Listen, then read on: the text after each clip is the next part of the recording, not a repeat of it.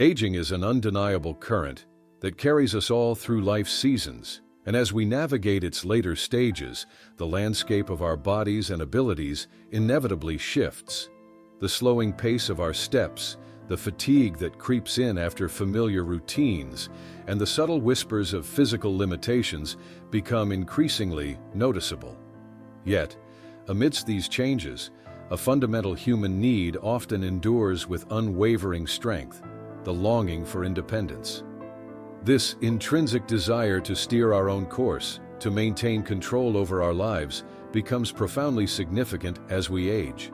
The story of Grandpa Joe stands as a potent testament to this very yearning, illuminating the remarkable lengths individuals will undertake to safeguard their autonomy, even as time gently reshapes their physical capabilities.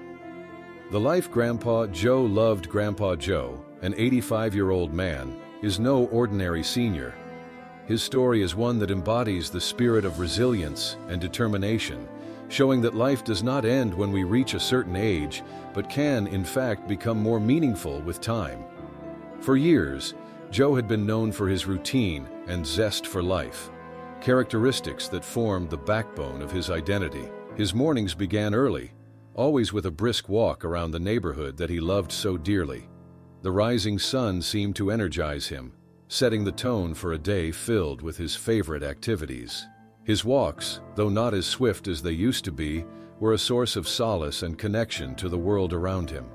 As he strolled through the familiar streets of his neighborhood, he exchanged friendly greetings with neighbors, waved at children on their way to school, and watched the world around him wake up. Every step he took was a reminder of his ongoing presence in the community. At home, Joe was an avid gardener. He poured his heart into tending his garden, coaxing life from the soil with each season. His hands, though aged, still had the strength and tenderness to nurture plants, from vibrant flowers to nourishing vegetables. His garden was more than a hobby. It was a sanctuary, a reflection of his dedication and love for nature. It was a place where Joe found peace, where he could lose himself in the rhythms of growth and renewal. It was here that he felt most connected to the earth and, by extension, to his own life. In addition to his gardening, Joe had a passion for reading. His home was filled with shelves of books, each one a doorway to a new world. The comfort of a good book was his solace after a day spent outdoors, offering him both intellectual stimulation and a sense of companionship. These simple activities, while ordinary to some, were Joe's lifeline. They gave him a sense of purpose and fulfillment that many would envy. The first signs of change: a shifting reality. Despite his deep-rooted sense of independence, the passing years began to show their effects on Joe's body. His steps weren't as quick, and his once energetic gardening sessions became shorter and less frequent.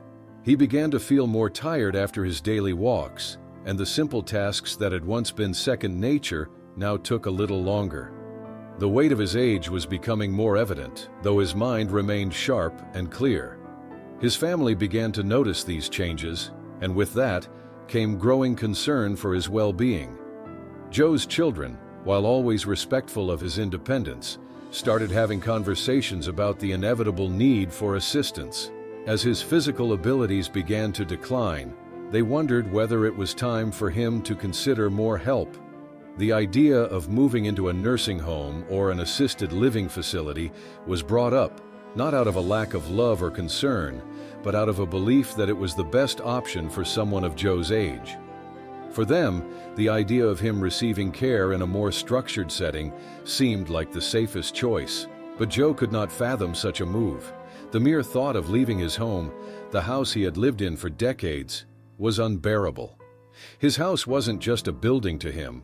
It was a repository of memories, of life lived fully, with joy and fulfillment. Every room contained traces of his experiences, photographs on the walls, knickknacks from his travels, and heirlooms passed down through generations. To leave all of that behind was unthinkable. His home, with its familiar corners and long-standing history, was more than just shelter. It was a part of him. Joe's morning walks, which had been a highlight of his day, were especially important to him. They weren't just about getting exercise, they were about maintaining a sense of belonging and connection to the community. His neighbors had become an extension of his family, and the people at the local coffee shop were like old friends who shared in his daily routine. These were relationships that Joe treasured deeply, relationships that gave him purpose and made him feel seen. He wasn't ready to give them up. Holding on to independence, a creative solution. Grandpa Joe's determination to stay in his own home was unwavering. Rather than accepting the conventional path of a nursing home or assisted living facility, Joe looked for alternatives that would allow him to maintain his independence while also ensuring his safety and well-being.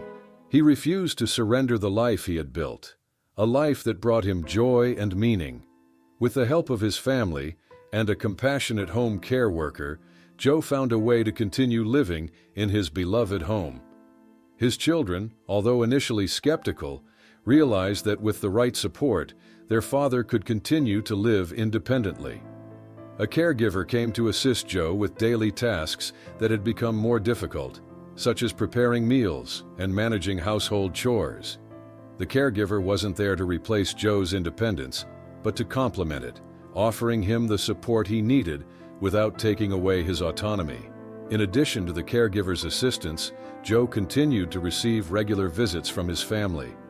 These visits weren't just about checking in on him, they were opportunities for bonding, for sharing stories, and for keeping the connections with his loved ones alive.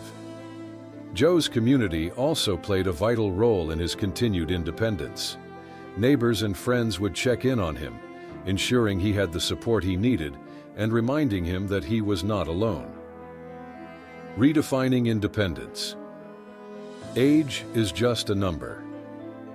Joe's story is a poignant reminder that aging does not have to mean relinquishing control over one's life. He showed that independence is not just about physical ability, it's about mindset and attitude. Joe wasn't willing to give up the life he had worked so hard to build. And with creativity, determination, and the right support system, he was able to maintain it. For Joe, independence was not a matter of stubbornness or refusal to accept help. It was about living authentically and continuing to do the things that made his life meaningful. Whether it was his morning walks, his time in the garden, or the conversations he had with his neighbors, Joe found a way to make those parts of his life work for him, despite his physical challenges. His story teaches us that independence is not about doing everything on your own. It's about retaining the freedom to live life on your terms, even if that means seeking help when needed. Joe's experience is a testament to the power of resilience and the importance of staying true to oneself. Aging is a process that no one can escape, but how we navigate it is entirely up to us. We don't have to give up the things we love or the people who bring us joy just because we're getting older. With the right support, creativity, and determination, we can continue to live meaningful lives no matter our age. The legacy of Grandpa Joe's story. Joe's story is a powerful call to action for older adults and their families. It challenges the conventional narrative that aging means relinquishing independence and embracing a life of dependence. Joe proved that, with the right support, older adults can continue to live vibrant and meaningful lives in the places that feel most like home. His story shows us that while the physical aspects of aging may limit some activities, they do not limit our ability to lead rich, purposeful lives. Grandpa Joe's experience also serves as an important lesson for families and caregivers. Instead of pushing for a one-size-fits-all solution, like a nursing home or assisted living facility, it's crucial to explore alternatives that allow seniors to maintain their autonomy. Whether through home care, community involvement, or other creative solutions, the goal should be to support older adults in living their lives to the fullest, in the environments where they feel happiest and most secure. Joe's legacy is one of perseverance, independence, and the power of community. His story reminds us that no matter our age or physical condition, we can always find a way to live with purpose and dignity. Aging, after all, is just another chapter in the story of a remarkable life. And with the right mindset and support, that chapter can be just as vibrant and fulfilling as any other. The heart of the garden. For Mr. Clark, the garden was more than just a collection of flowers, shrubs, and vegetables. It was an extension of himself. The sprawling expanse of his garden was his life's work, built over decades of careful planning, trial, error, and observation.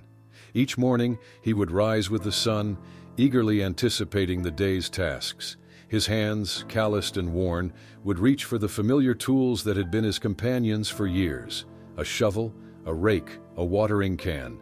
The rhythm of these daily rituals had become a comforting routine. There was something deeply meditative about the process. Each plant had a story. Each seed planted carried with it the hope of new life. In the quiet solitude of his garden, Mr. Clark found peace. It was here, in the gentle rustling of the leaves and the scent of fresh earth, that he could reflect on the years of his life, connect with nature, and find solace in the simple yet profound act of nurturing life from the soil, making the garden work for him.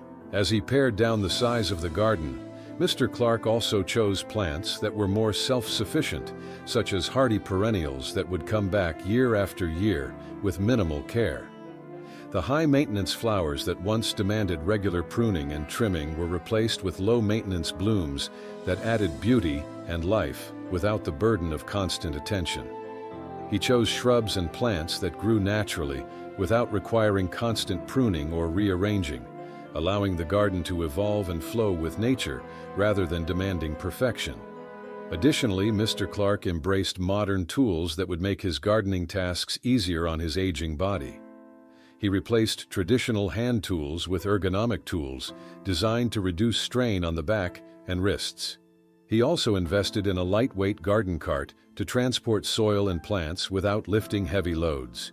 He even set up a small watering system that minimized the need for manual watering, making sure that his plants were hydrated with minimal effort on his part. One of the most significant changes Mr. Clark made was to introduce more accessible planters into his garden. He replaced some of the traditional ground-level flower beds with pots and planters that sat at waist height, eliminating the need to bend over. These raised planters allowed him to continue to plant, prune, and care for his flowers and vegetables without straining his back. In the process of transforming his garden, Mr. Clark discovered that, rather than a place of overwhelming work, it could once again become a source of joy and satisfaction. His new garden was no longer a sprawling, labor-intensive project, but a smaller, more intimate haven, one that he could tend to at his own pace. He was able to take pleasure in the act of gardening once again, without feeling exhausted or in pain. A new sense of purpose. Mr. Clark's garden may have shrunk in size, but it grew in significance. Each morning, he now steps into his garden with a renewed sense of purpose. The garden remains a reflection of his life, full of meaning, creativity, and personal fulfillment. It may not have been the vast expanse it once was, but it was still a living, thriving space that brought him immense joy.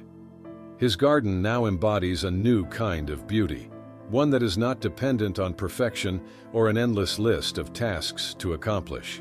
It is a garden of presence, a garden where every moment spent nurturing the plants is a mindful act. It is a place of serenity and contentment, where Mr. Clark can focus on what truly matters, the joy of cultivating life, of connecting with nature, and of finding peace in simplicity. Through this transformation, Mr. Clark not only rejuvenated his garden, but also his outlook on life. The process of adapting his beloved space to suit his changing body taught him an important lesson: that aging doesn't have to mean giving up the things that bring us joy. It's about finding new ways to engage with the world, to continue doing what we love, even if it means adjusting our approach. It is a testament to the power of adaptability, creativity, and perseverance. Echoes of a life well lived, every corner, a memory. To step across the threshold of Mildred's home is to enter a living, breathing memoir. Every inch of the house resonates with the weight of her lived experiences. The gentle creak of the wooden floorboards beneath your feet isn't just the sound of aged timber, it's the echo of countless footsteps. Her own, her husband's, her children's growing up and returning home again. Each corner holds its own silent narrative, a tableau vivant, frozen in time. The sunlight streaming through the lace-curtained windows casts dancing patterns on walls that have absorbed decades of conversations, hushed secrets, and boisterous family gatherings. The scent of lavender and old books hangs gently in the air, a comforting aroma that is uniquely, undeniably Mildred's home. This isn't a house decorated to impress, but adorned with the patina of time and the warmth of lived moments.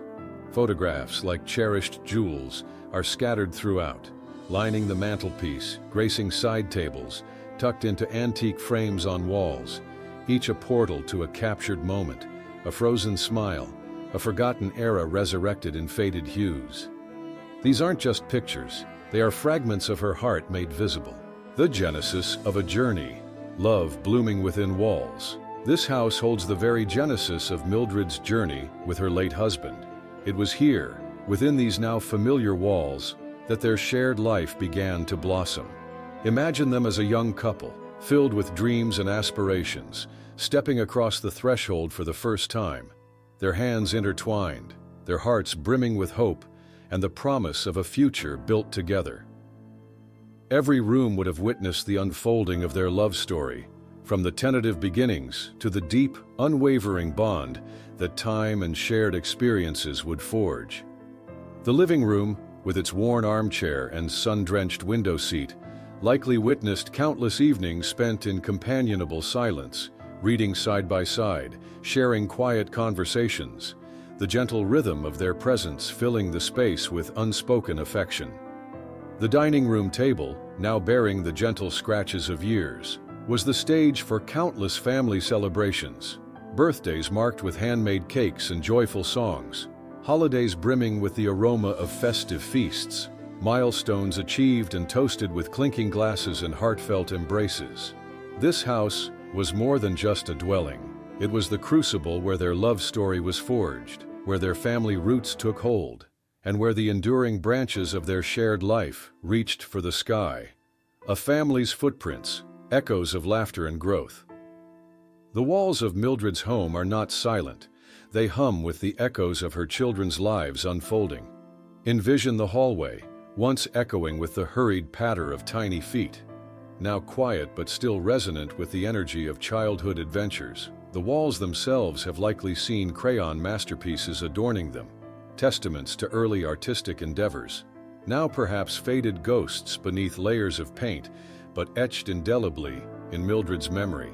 The kitchen, with its scuffed linoleum floor, is a testament to the beautiful chaos of family life. Imagine the spills and splashes of breakfast rushes, the comforting aroma of cookies baking in the oven, the late-night whispers shared over mugs of steaming tea, the kitchen table becoming a confessional, a study space, a games arena, a heart of the home where family life pulsed with vibrant energy.